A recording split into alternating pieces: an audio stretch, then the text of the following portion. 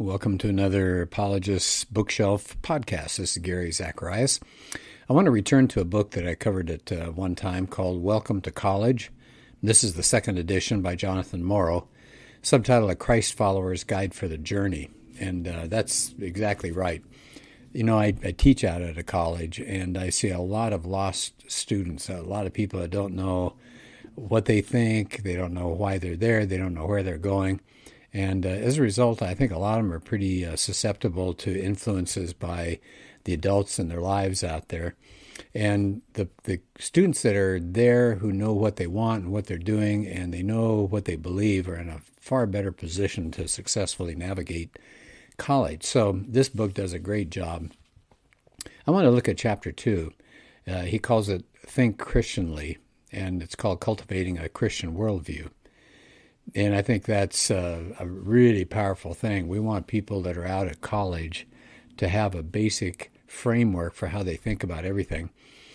It starts off with a quotation from Arthur Holmes, who says this: "All truth, no matter where it's found or by whom it's discovered, is still God's truth."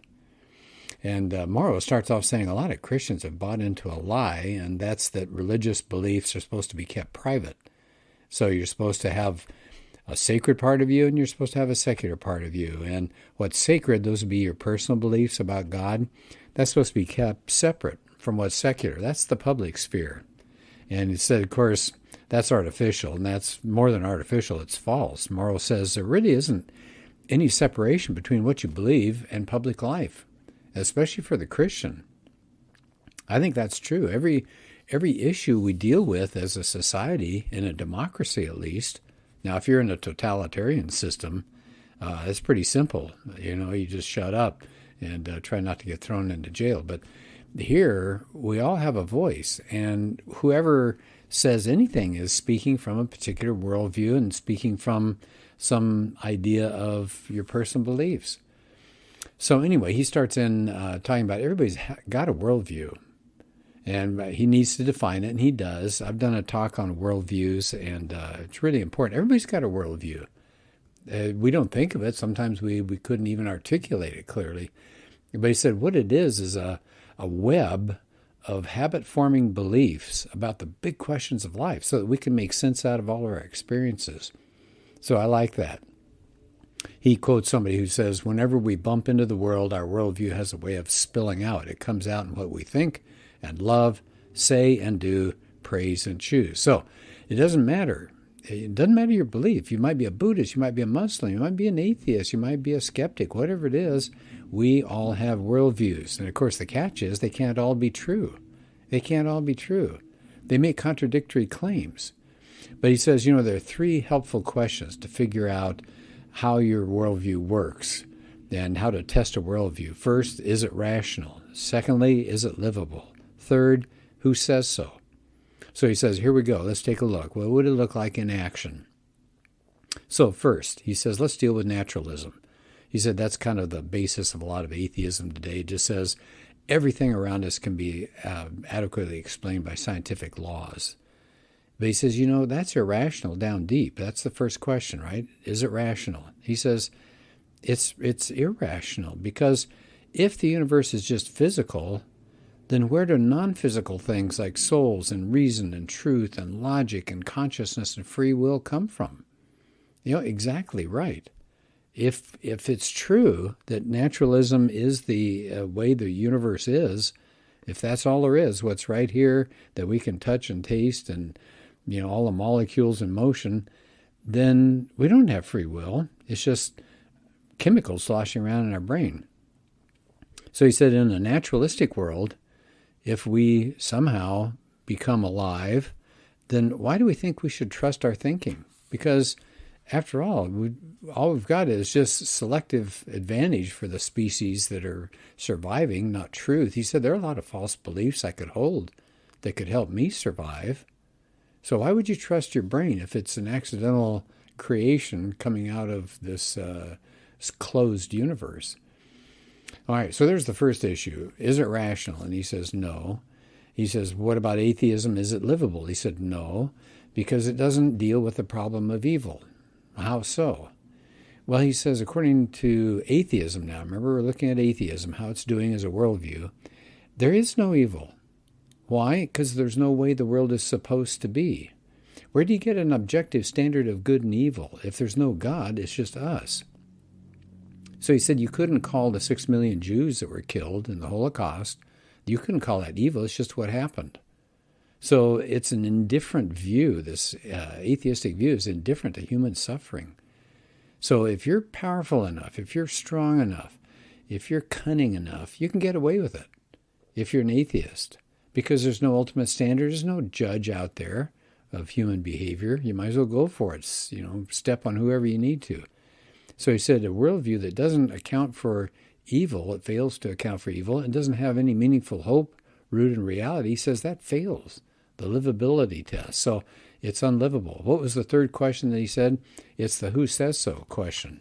So let me go over those three questions again, because I think they're so useful. How do you judge worldviews? You ask, is it rational? Is it livable?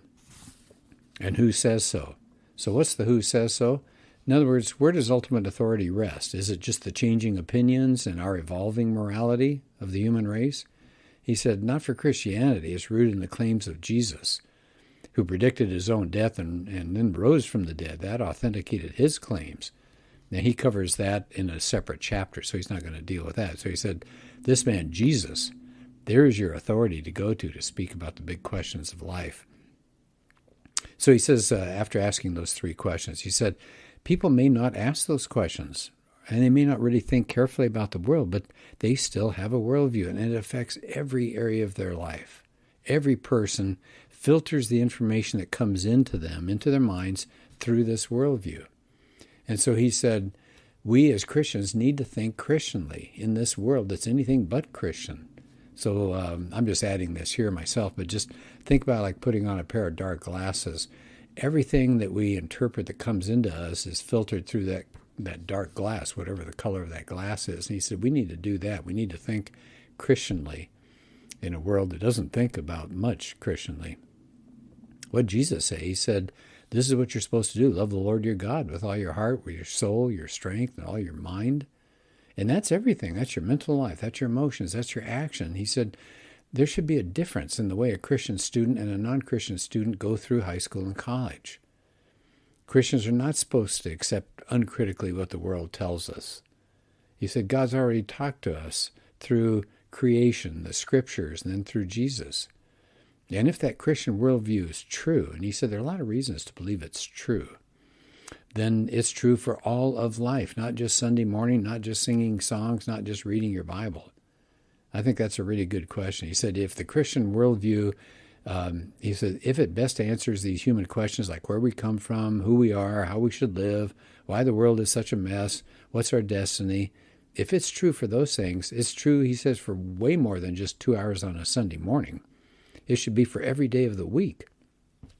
And again, this is me talking, but we've separated ourselves, I think, as Christians. We think Christianly on Sunday, but not so much Monday through Saturday.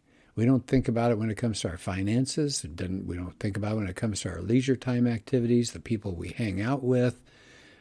All these things, we think of it in kind of a worldly way, and it's only Sunday morning where we put on a different pair of glasses.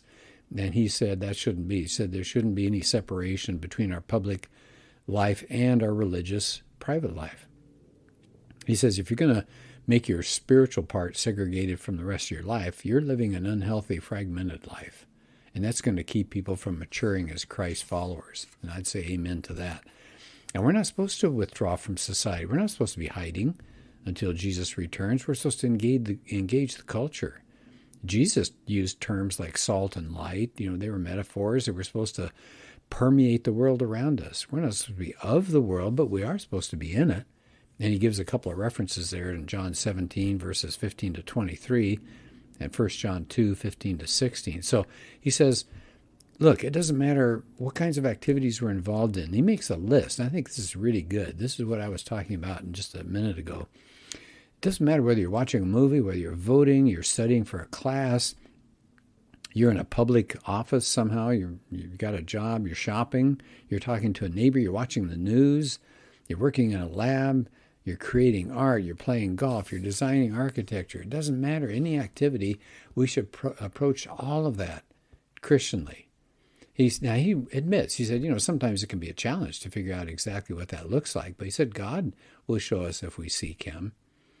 And then he said, toward the end of the chapter, he said, in case you haven't noticed, there's a worldview struggle going on around us. Yeah, and I've talked about that myself, that there's a warfare, in a sense, going on. And Morrow claims that there are three dominant worldviews in this day: scientific naturalism, postmodernism, and Christian theism, going on in our country and frankly around the rest of the world. And these are the three that are in a constant struggle. First is scientific naturalism. What is that? It's just saying that this physical universe is all there is. Only material exists. And how do we learn about it? Science. That's the only source of knowledge. Everything else is just conjecture. That means we don't have a soul. There are no angels. There's no God. The supernatural is excluded. There's no spiritual reality. The grave is all there is. So that's scientific naturalism. Then there's postmodernism. He said it's kind of slippery, hard to come up with a definition, but it's a form of cultural relativism. What does that mean? That according to postmodernists, truth and falsehood, or what's real or what's unreal, or what's right, what's wrong, what's good, what's bad, those are just different linguistic communities. So in other words, one community can have one definition of what's true or what's real, and another community may have a different definition. There's no one way to view the world. You're seeing things through your limited community's perspective. So reality is something basically you're creating, or your community is creating. It's redefining truth and language and reality. So everything's on kind of shaky ground there. And he says then in stark contrast to those two worldviews, you've got Christian theism. What does that say? Well, if there is a God, he's the God of the Bible, he's revealed himself ultimately in Jesus, and it values both the physical and the non-physical parts of reality. So Christian theism recognizes there's real evil out there. It understands that the world is broken, that it's lost, and it needs redemption. So he said we've got to hold to a Christian worldview. As he ends the chapter here, he said we should not be leading fragmented lives that end up with us becoming Christian schizophreniacs. We shouldn't be mindlessly absorbing the ideas of our culture. So at the end, he says, as a college student, you have the opportunity to establish the biblical habit of living an integrated life for God's glory. In other words, think Christianly. What I like too is at the end of the chapter, he does a couple things. One, he has something called the big ideas. In other words, what were the main points? And then he's got a collection of books that people can go to next, and some websites. So in this case, the big ideas: one, worldview is a web of habit-forming beliefs about the biggest questions of life. Everybody's got a worldview. All worldviews can't be true. Why? Because that means there is a reality out there. People discover reality. They don't create it. Also, he says if Christianity is true, then it's true for more than just 2 hours on Sunday. And then he says there are three worldviews that compete for our attention and for preeminence in America: scientific naturalism, postmodernism, and Christian theism. And then he says all truth is God's truth, so we shouldn't be living fragmented lives. We're supposed to integrate our lives for God's glory. He references 1 Corinthians 10:31. Then he's got some books here at the end, and one of them is actually one that I've done before by Jonathan Morrow called Think Christianly. I've done a podcast on that. He references Paul Copan, Nancy Pearcey, and others. So excellent book again. One more time, it's called Welcome to College. And I'll come back to it more than once because I like this a lot. So he's got questions that he deals with in this book, like how do you grow spiritually and follow Jesus on campus? How do you manage your time? What about peer pressure? How do you deal with doubts and challenges to your faith? So, terrific book. J.P. Moreland, whom I admire, said the single best volume I've ever read for preparing students to follow Jesus and flourish as his disciple in college. It's been out for a while, so I'm guessing you could probably get a used copy someplace. It might be reasonable. This one came out, first edition was 2008. I'm getting material from the second edition. That's 2017. So it's been out, and you might be able to get yourself a cheap copy. It is worth it. Even if you're not in college or you have no plans for college, it's still a terrific read. You'll get a lot of good out of it, just like the material I was talking about today. You didn't need to be in college to appreciate that. So I hope you consider that book. Jonathan Morrow is the author. Well, thanks. We'll do another podcast soon.